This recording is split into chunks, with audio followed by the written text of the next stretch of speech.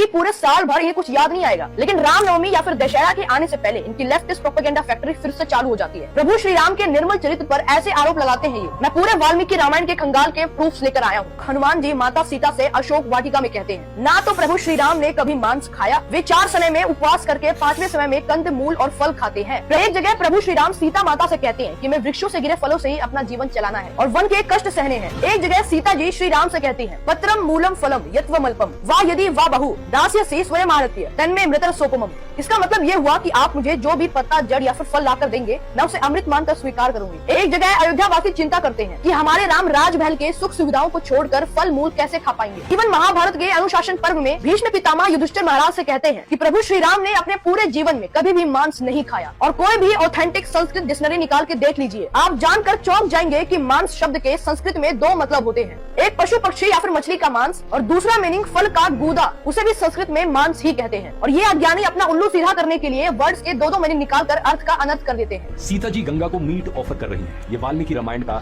अयोध्या कांड अध्याय 52 श्लोक 89 है। आप सीता माता के पर्सनैलिटी से सोच भी सकते हैं कभी कि वो गंगा माता को मांस ऑफर करेंगे। सुरा घट मतलब मदिरा का घड़ा नहीं, सुर प्लस अघट यानी कि जो देवताओं सुर के लिए असंभव है। ऐसे हजारों पदार्थों के साथ माँ सीता गंगा माता का पूजा करना चाहती हैं और साथ में मांस नहीं बल्कि फ्रूट पल्प फलों का गूदा। टेक्निकली इन सभी मिस्टेक्स को लेक्सिकल एरर कहते हैं, यानी कि किसी वर्ड का अलग ही मतलब निकाल देना बिना पूरे वर्ड को जाने। इसलिए हम सबको हमेशा शास्त्रों को प्रामाणिक गुरुओं के डायरेक्शन में ही समझना है, न कि इन जैसे एंटी हिंदुओं के व्हाट्सएप और यूट्यूब यूनिवर्सिटी से। इसलिए अपने पूरे जीवन में कभी भी ऐसे प्रोपेगेंडा फैलाने वाले एंटी हिंदू के बातों में आकर अपने सनातन धर्म पर, अपने हिंदू धर्म पर डाउट मत करना कि पूरे साल भर ये कुछ याद नहीं आएगा, लेकिन रामनवमी या फिर दशहरा के आने से पहले इनकी लेफ्टिस्ट प्रोपेगेंडा फैक्ट्री फिर से चालू हो जाती है। प्रभु श्री राम के निर्मल चरित्र पर ऐसे आरोप लगाते हैं ये। मैं पूरे वाल्मीकि रामायण के खंगाल के प्रूफ्स लेकर आया हूँ। हनुमान जी माता सीता से अशोक वाटिका में कहते हैं, ना तो प्रभु श्री राम ने कभी मांस खाया, वे 4 समय में उपवास करके 5वें समय में कंद मूल और फल खाते हैं। एक जगह प्रभु श्री राम सीता माता से कहते हैं कि मैं वृक्षों से गिरे फलों से ही अपना जीवन चलाना है और वन के कष्ट सहने हैं। एक जगह सीता जी श्री राम से कहती हैं, पत्रम मूलम फलम यत्वमल्पम वा यदि वा बहु दास्यसि स्वयं आरत्य तन्मे मृतर सोपमम।